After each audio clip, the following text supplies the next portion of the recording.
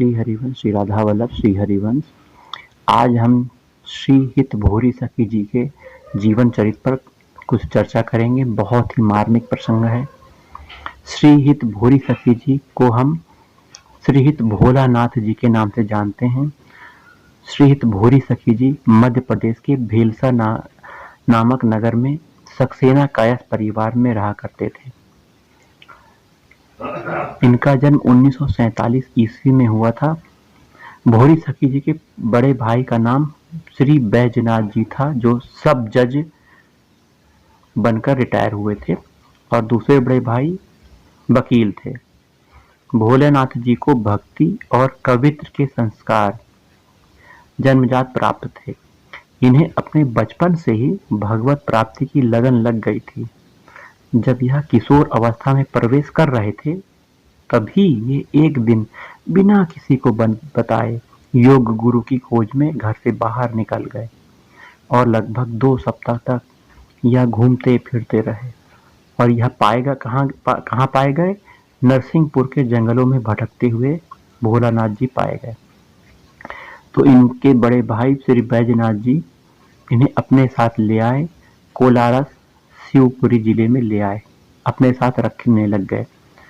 इन्हें राधा वल्लभी संप्रदाय के अनुसार कोलारस में श्री गोपाल जी के मंदिर में अंतम सेवाधिकारी पंडित श्री गोपीलाल से शरणागति मंत्र की दीक्षा इनको दिलवा दी गई। अब यह प्रतिदिन गोपाल जी के मंदिर में जाकर पूज्य गुरुवर से राधावल्ली उपासना पद्धति का संज्ञान प्राप्त करते और श्री जी के दर्शन करते हुए उन्हें स्वरचित विनय गीतों को गाकर सुनाने लगे। इसका उल्लेख इन्होंने स्वयं इस प्रकार किया है। श्री जी सन्मुख कहत जे विनय गीत प्रतिध्वंस ते इत संग्रह करो करुणा कोर भरोस। श्री भोलानाथ जी यद्यपि विवाह के बंधन से नहीं बंधना चाहते थे, परंतु उनके गुरु जी की आज्ञा से वह गृहस्थ धर्म को उन्होंने स्वीकार कर लिया और उन्होंने विवाह किया। गृहस्थ जीवन अपनाने के पश्चात भी इनका भजन उपासना आबाद रूप से चलता रहा। कोई बाधा नहीं हुई, उसमें किसी प्रकार का कोई व्यवधान भी नहीं हुआ। परंतु भगवान की जो कृपा होती है वह अपने भक्तों पर असीम रूप से बरसती है। भगवान उन भक्त को भजन करने के लिए पर्याप्त समय देते रहते हैं। तो भगवत कृपा के फल स्वरूप एक भक्त को सभी परिस्थितियां उसके भजन की अनुकूलता के रूप में प्राप्त होती रहती हैं। भोलानाथ जी को भी ऐसा प्राप्त हुआ था। श्री भोलानाथ जी ने प्रारंभ में केवल हाई स्कूल तक की शिक्षा प्राप्त करी थी। फिर यह बजरंग गढ़ में अध्यापन का कार्य करने लग गए थे, पढ़ाने लग गए थे। अध्यापन कार्य करते करते इन्होंने इंटर भी कर लिया और बीए की परीक्षा भी इन्होंने उत्तीर्ण कर ली। और श्री भोलानाथ जी की प्रतिभा एवं धार्मिक वैदुष्य से प्रभावित होकर छतरपुर नरेश महाराजा विश्वनाथ सिंह जी ने इन्हें अपने पास बुला लिया और धार्मिक परामर्शदाता के रूप में इनको एक पद दे दिया, नियुक्ति दे दी गई। ये छतरपुर में अनेक वर्षों तक रहे। यहाँ इनका कार्य क्या था? इस पद का केवल स्वाध्याय करना और निर्दिष्ट समय पर राजा साहब के पास जाकर धार्मिक चर्चा करना। राजा साहब प्राचीन धार्मिक ग्रंथों के प्रसिद्ध संग्राहक थे। उन्होंने बहुत सी राधा वल्लभी वाणियों का संग्रह भी किया हुआ था। श्री भोलानाथ जी को छतरपुर में रहते हुए स्वाध्याय एवं एकांत भजन का परम अद्भुत संयोग सहज ही बन पड़ा था। फलतः इन्होंने विभिन्न भारतीय दर्शनों के साथ साथ राधा वल्लभी वाणियों का गहन चिंतन, मनन, अध्ययन, अनुशीलन किया।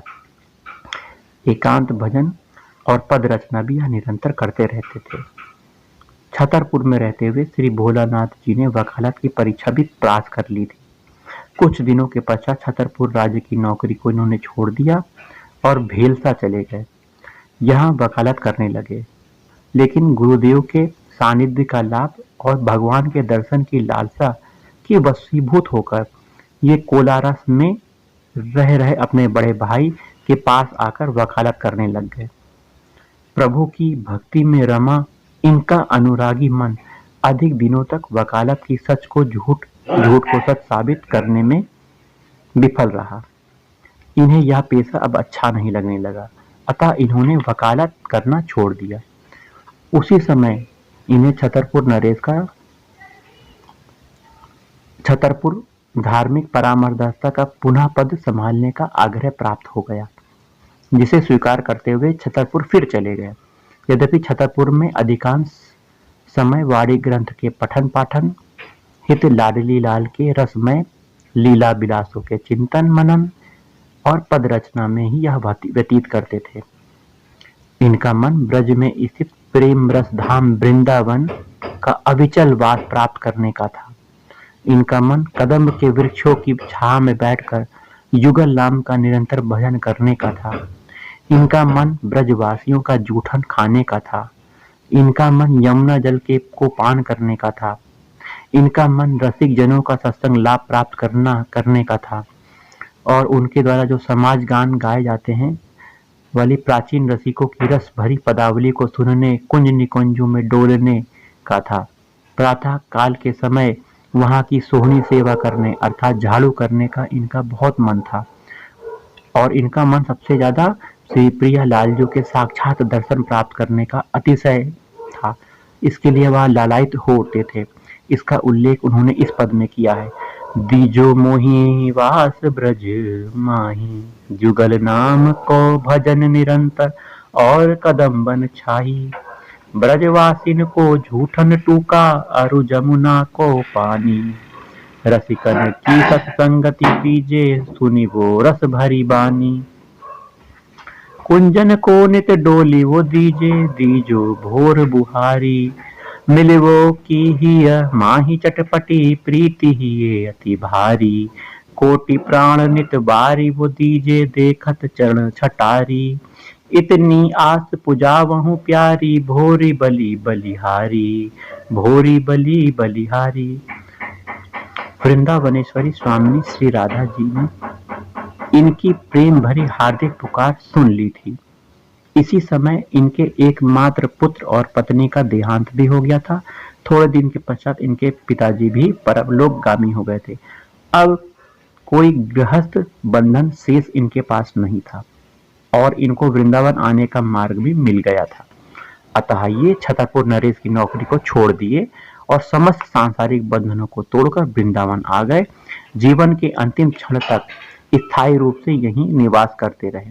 वृंदावन में आने के पश्चात श्री भोलानाथ जी ने राधा वल्लभ जी के मंदिर में रासवंशीय सेवा अधिकारी श्रीहित गोवर्धन लाल जी महाराज से राधा चरण प्रधान नित्य बिहार प्राण वृंदावन रस उपासना का निज मंत्र प्राप्त कर लिया, दीक्षा प्राप्त कर ली और रस भजन भावना में अन्यता के साथ लग गए। इस तथ्य का उल्लेख श्री हित किशोरी शरण जी, जिन्हें अली के नाम से जाना जाता है, ने हित अनन्य रसिकावली में इस प्रकार किया है। श्री गुरु गोवर्धन लाल चरण से ये नी की विधि। रीझे परम दयाल दई करी कृपा सुहित निधि। रहत भावना छके आठ हूँ जाम जुगल की। गिरा मधुर में झलकी अरुणननी में झलकी। अब भोरी सखी होई के रहत सखिन के साथ जू। परम रसिक ई काल में भय श्री भोलानाथ जू। श्री भोलानाथ जी के वृंदावन आने पर कुछ ही दिनों तक इनके बड़े भाई श्री शंभुनाथ जी इनके खाने पीने रहने खाने की व्यवस्था करते थे, आर्थिक सहायता भेजते थे। किंतु अल्पायु में ही उनका निधन हो गया था। अब इनकी आर्थिक सहायता बंद हो गई थी। अब जीविका उपार्जन के लिए, शरीर चलाने के लिए इन पर विकट समस्या आ गई थी। ये किसी से मांगना पसंद नहीं करते थे और कोई काम धंधा भी यह नहीं कर सकते थे, क्योंकि ये भगवान के प्रेम में डूबे रहते थे। तो ऐसी स्थिति में पड़कर कुछ दिनों तक सेवा कुंज में बंदरों द्वारा छोड़ी गई चने को इन्होंने खाकर जीवन यापन किया और शांति पूर्वक अपना भजन किया। किंतु जैसे ही गुरुवर श्री गोवर्धन लाल जी को इस बात का पता चला, तब उन्होंने श्री राधा वल्लभ जी के मंदिर से अच्छे प्रसाद और सुंदर रहने की व्यवस्था इनके लिए कर दी। अब ये निश्चिंत होकर प्रेमरत भजन साधना में निरत हो गए। श्री भोलानाथ जी का सेवा कुंज में बहुत विशेष लगाव था। इन्होंने सेवा कुंज मंदिर में विराजमान चित्रपट सेवा में छिपे हुए भाव को स्पष्ट करते हुए कहा कि रसिक प्रीतम श्री लाल जी के प्रति लाड़ से भरी हुई श्री लाडली जी ने प्रथम मिलन की लज्जा के कारण अपने नेत्रों को अपने श्री चरणों में गढ़ा रखा है तथा उनके पद संवाहन की लोल लालसा लिए श्री लाल जी ने नेत्र भी उनके श्री चरणों को लालच से भरे होकर देख रहे हैं।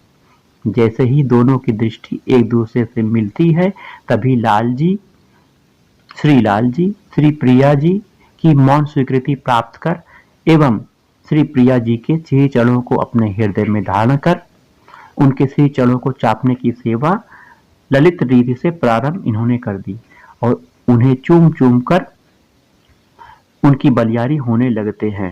लाड भरी मुस्कात लजीली झुकी देखत निज पाए, लालच भरे लाल के लोचन ललक रहे तह छाए, युगल वदन संगम अति सुंदर पद पंकज उर लाए, लालत ललित लाडली भोरी चूमी चूमी बली जाए। श्री भोलानाथ जी प्रतिदिन प्रातः काल में सेवा कुंज एवं वृंदावन की कुंज गलियों में झाड़ते बुहारते रहते थे अर्थात सोहनी सेवा करते थे।